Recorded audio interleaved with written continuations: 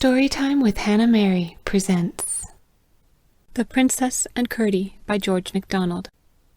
Chapter 13. The Baker's Wife. They were now passing through a lovely country of hill and dale and rushing stream. The hills were abrupt, with broken chasms for watercourses, and deep little valleys full of trees. But now and then they came to a larger valley, with a fine river, whose level banks and the adjacent meadows were dotted all over with red and white kine, while on the fields above, that sloped a little to the foot of the hills, grew oats and barley and wheat, and on the sides of the hills themselves vines hung and chestnuts rose. They came at last to a broad, beautiful river, up which they must go to arrive at the city of Gwynstorm, where the king had his court. As they went, the valley narrowed, and then the river, but still it was wide enough for large boats. After this, while the river kept its size, the banks narrowed, until there was only room for a road between the river and the great cliffs that overhung it. At last river and road took a sudden turn, and lo, a great rock in the river, which dividing flowed around it, and on the top of the rock the city, with lofty walls and towers and battlements, and above the city the palace of the king, built like a strong castle. But the fortifications had long been neglected, for the whole country was now under one king, and all men said there was no more need for weapons or walls.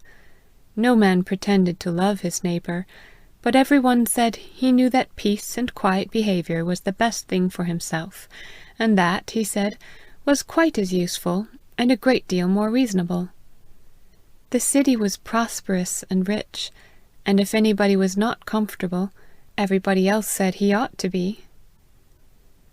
When Curdie got up opposite the mighty rock, which sparkled all over with crystals, he found a narrow bridge, defended by gates and portcullis, and towers with loopholes.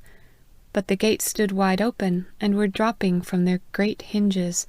The portcullis was eaten away with rust, and clung to the grooves evidently immovable, while the loopholed towers had neither floor nor roof, and their tops were fast filling up their interiors. Curdie thought it a pity, if only for their old story, that they should be thus neglected. But everybody in the city regarded these signs of decay as the best proof of the prosperity of the place.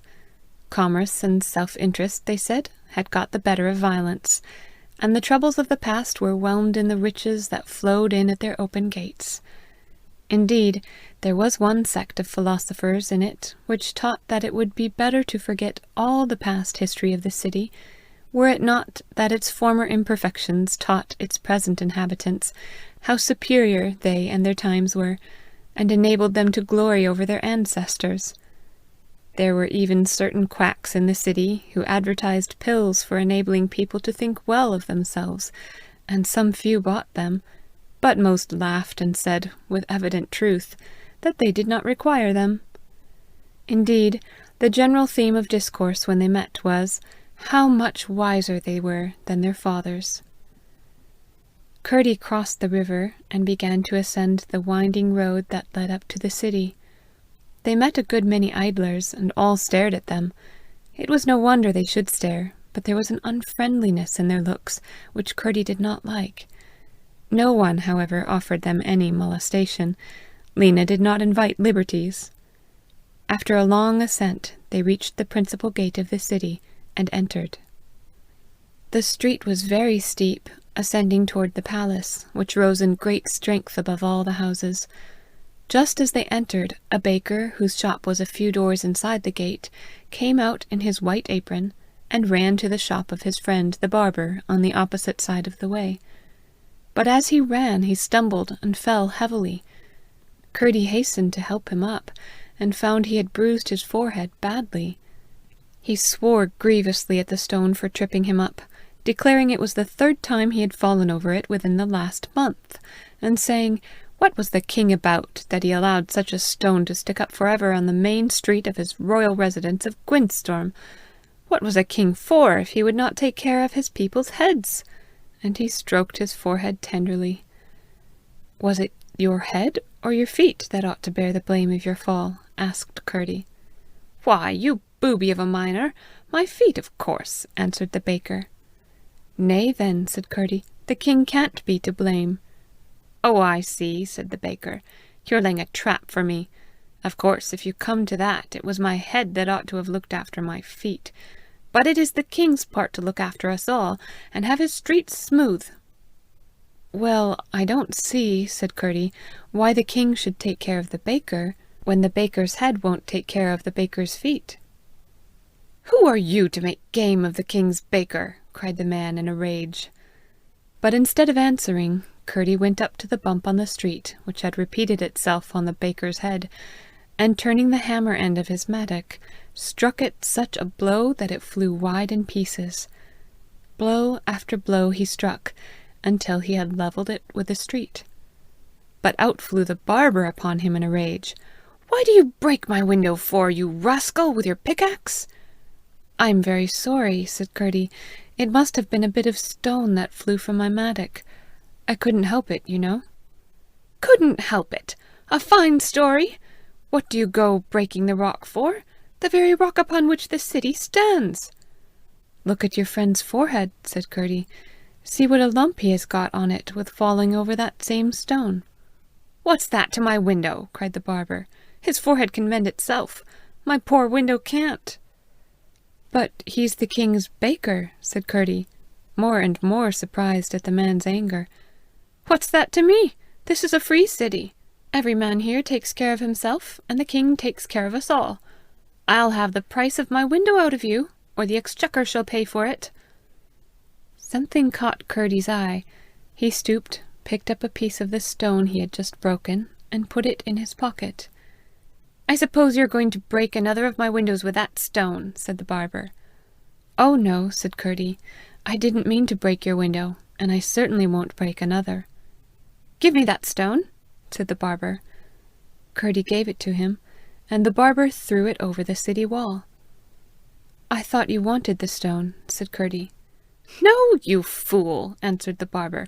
"What should I want with a stone?" Curdie stooped and picked up another. "Give me that stone," said the barber. "No," answered Curdie. "You have just told me you don't want a stone, and I do."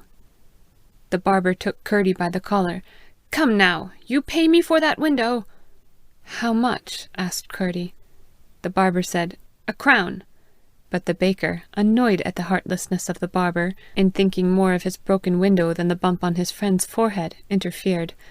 "No, no," he said to Curdie, "don't you pay any such sum. A little pain like that cost only 1/4. "Well, to be certain," said Curdie, "I'll give him 1/2. For he doubted the baker as well as the barber. "Perhaps one day, if he finds he has asked too much, he will bring me the difference." "Ha ha!" laughed the barber. "A fool and his money are soon parted." But as he took the coin from Curdie's hand, he grasped it in affected reconciliation and real satisfaction. In Curdie's, his was the cold, smooth, leathery palm of a monkey. He looked up, almost expecting to see him pop the money in his cheek, but he had not yet got so far as that, though he was well on the road to it. Then he would have no other pocket. "I'm glad that stone is gone anyhow," said the baker. "It was the bane of my life. I had no idea how easy it was to remove it. Give me your pickaxe, young miner, and I will show you how a baker can make the stones fly." He caught the tool out of Curdie's hand, and flew at one of the foundation stones of the gateway. But he jarred his arm terribly, scarcely chipped the stone, dropped the mattock with a cry of pain, and ran into his own shop. Curdie picked up his implement, and looking after the baker, saw bread in the window, and followed him in. But the baker, ashamed of himself, and thinking he was coming to laugh at him, popped out of the back door, and when Curdie entered, the baker's wife came from the bakehouse to serve him. Curdie requested to know the price of a certain good-sized loaf. Now the baker's wife had been watching what had passed since first her husband ran out of the shop, and she liked the look of Curdie. Also, she was more honest than her husband.